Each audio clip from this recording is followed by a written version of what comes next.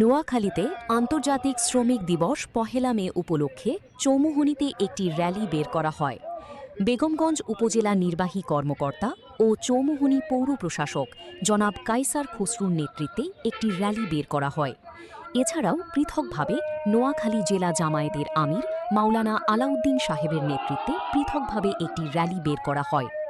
এছাড়াও র্যালিতে অংশগ্রহণ করেন বেগমগঞ্জ মডেল থানার ভারপ্রাপ্ত কর্মকর্তা অর্থাৎ অফিসার ইনচার্জ মোহাম্মদ শামসুজ্জামান, নোয়াখালী জেলা বাস মিনিবাস মালিক সমিতির সভাপতি গোলাম রব্বানী, বাস মিনিবাস শ্রমিক ইউনিয়ন সমিতির সভাপতি নূর মোহাম্মদ সেলিম এবং জেলা ট্রাক ও ট্যাঙ্ক লরির সম্মানিত সভাপতি আবুল বাহার সহ মিডিয়াকর্মী ও সাংবাদিক নেতৃবৃন্দ উপস্থিত ছিলেন এবং অন্যান্য শ্রমিক নেতৃবৃন্দ উপস্থিত ছিলেন।